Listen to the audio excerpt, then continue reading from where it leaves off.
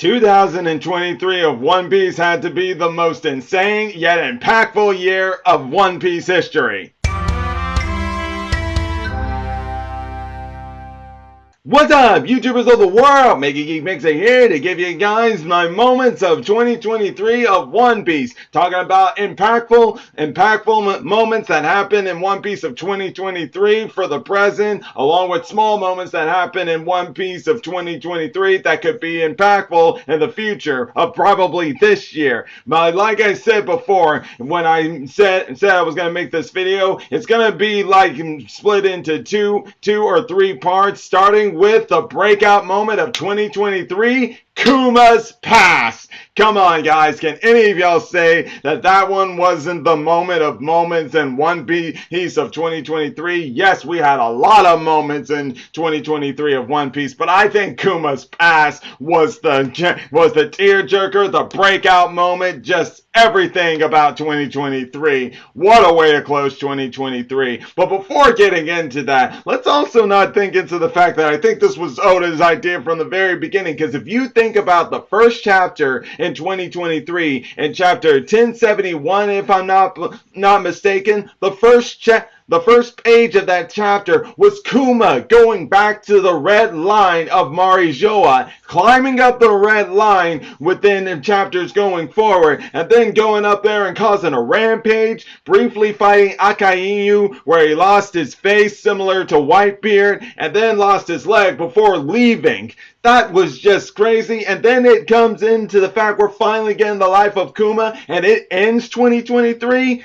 There's no way you can say Oda planned that from the very beginning when he started 2023 and being like, this is how I'm starting, this is how I'm ending. Because let's face it, Oda-san has been a very great foreshadowing about his plans for this series ever since he's been making it way at the beginning. So no one can say that this was not his plan from the beginning.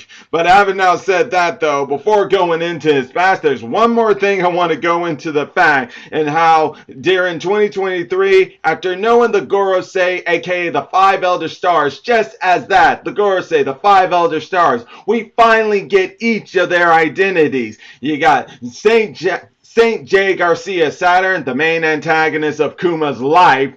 And then you got Saint Marcus Mars, the guy with the long mustache and the long beard. You got Saint Tom and Mercury, the bald man with the mustache. Then you got Saint Shepherd Jupiter, probably the youngest guy of them all with the blonde hair and beard. And then you got the swordsman, Saint Ethan Baron V. Joshiro, I believe his last name I butchered and I apologize, but he is that swordsman dude. Either way, guys, those are the names of the Five Elder Stars, aka the Gorosei, and one's gotta wonder of what more are we gonna expect out of these guys going forward, because we are already learning a lot about Jay Garcia, and man, that guy, who did he deserve what he gets coming to him when it comes to Kuma. But now having said all that, let's get into the Life of Kuma. Because Kuma, oh my god, this man, this character, Oda made one of the most amazing, beautiful characters ever, who got a tragic ending that he truly didn't deserve. This guy was like the most kindest person you probably could ever meet in your life. Dude, you could pretty much say like his character was similar to Santa Claus. Why do I say that? Well, for one, you know he has the powers of the pawpaw fruit, right? Yeah. Well, there's also a nickname that was given to him for those things, for that devil fruit, and it was called the Hands of Liberation. And yes, man, did the name of that hand deserve its name, the Hands of Liberation? Because this is what Kuma did.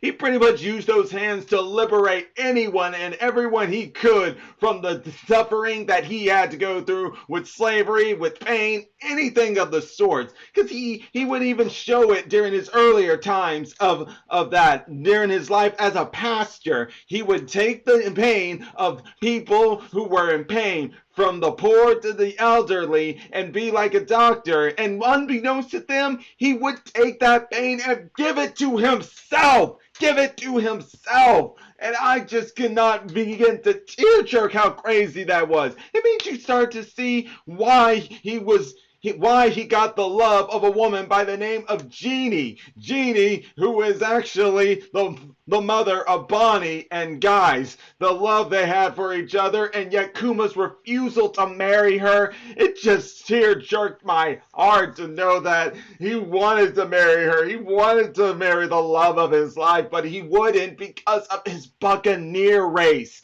Why is that buccaneer race so important? Well, of course it's so important because it's the natural enemy of the world government. As Jay Garcia said to Bonnie before we got into this flashback, is that he is a part of the buccaneer race, a race that committed a crime so great that they are born to be nothing but slaves. And if we go off top for a minute here, I'm pretty sure we're all thinking the same thing when we heard that. And in the fact of this Joy Boy guy from 800 years ago and that straw hat, that big straw hat that's being left inside Morishoa with Emu shows that this Joy Boy guy was a member of the Buccaneer race. That's all I can get out of that. And it wouldn't surprise me if that is what it is. If not a little close to it with a little further detail into it. Even still though, that's exactly what happened to Kuma. When he was born, unfortunately, the world government found out about his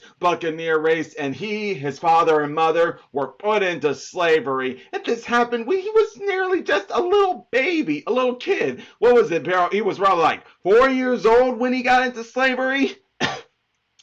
I can't tell you guys how much that would hurt somebody. I mean, I can't even know that. The mere fact that was what that was, I was just like, damn it. Ugh. Excuse my language there, guys. But either way, he lost his mother at first, and then he lost his father. But hey, through it all, Kuma stayed faithful because of what his father always kept telling him, that one day, the sun god Nika would come to save us all from slavery. He would liberate us all. Liberate us all! And by golly, we're already getting there, but unfortunately it's going to happen when Kuma's not able to help. But hey, at least Kuma was able to do something afterwards. But we'll get into that here in a second. Let me just real quick tell you guys, whenever I hear those drums of liberation after they've finally been animated, I can see why people would dance to it. Because you just listen to it and you can't help but march to it and listen to it like you just don't care. Woo! As a matter of fact, let me let you guys hear it out.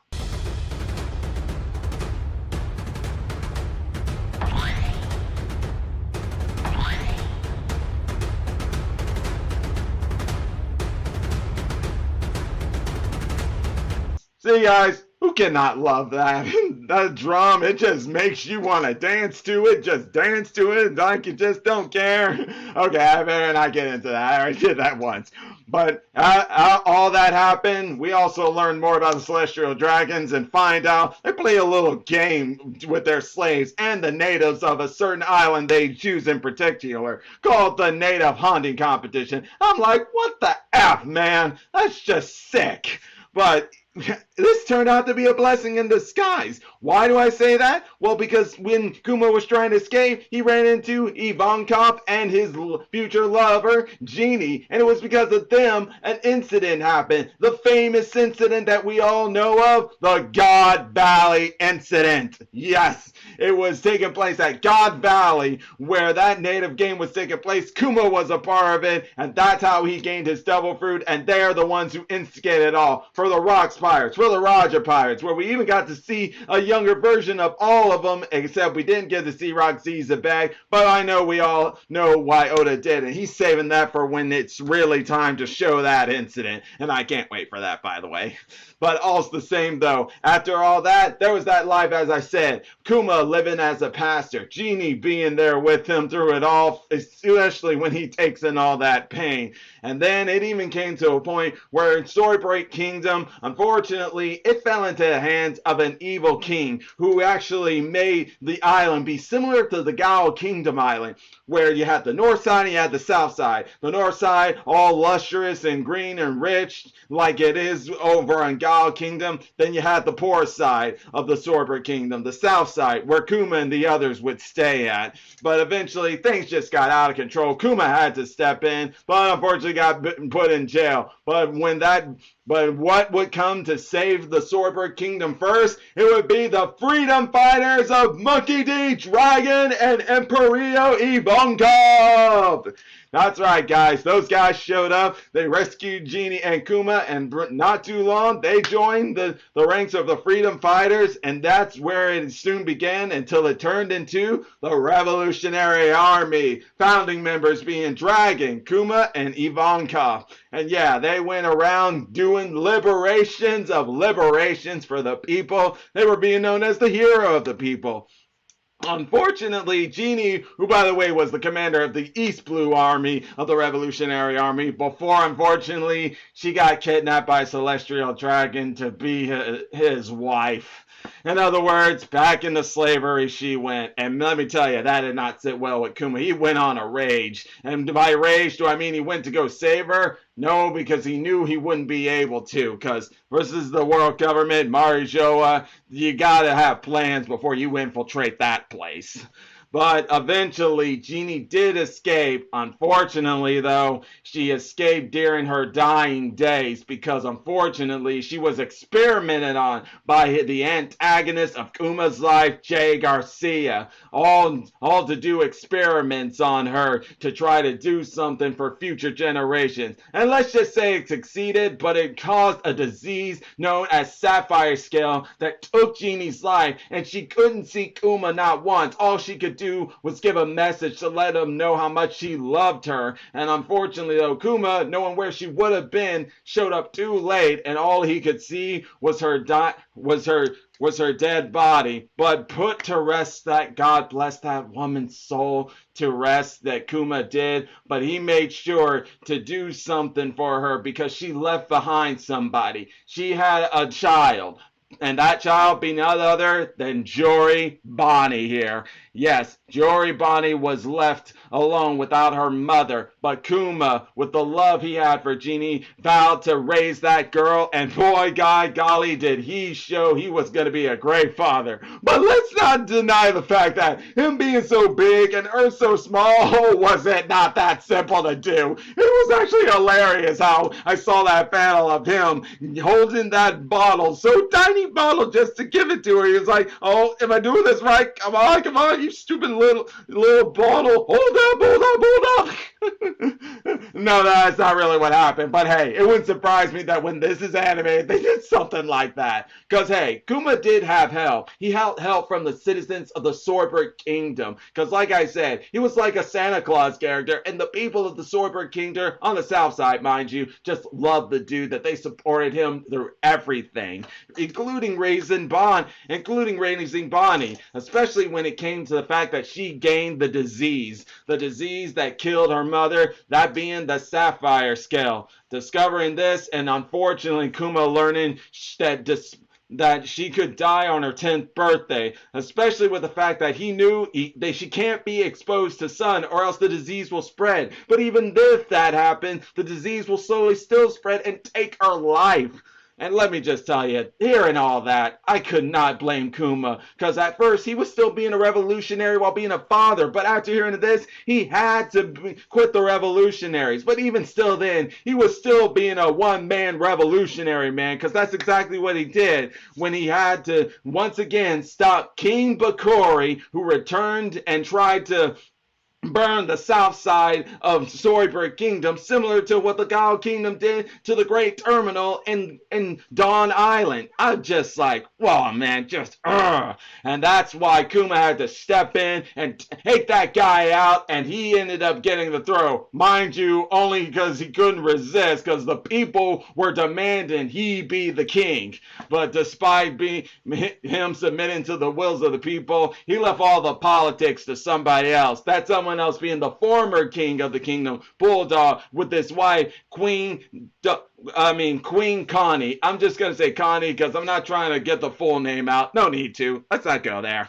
But all's the same. Either way, though, because of that, and even though Kuma took over the throne, Bakuri was still alive. And this is where we find out it was he who created that story of Kuma being a tyrant. Because, yeah, no surprise here. Let's face it, the more we learned about Kuma in his past before being told about this, we knew that that tyrant story had to be some crap, especially with the world government always throwing around a lot of crap just to manipulate the people to their side.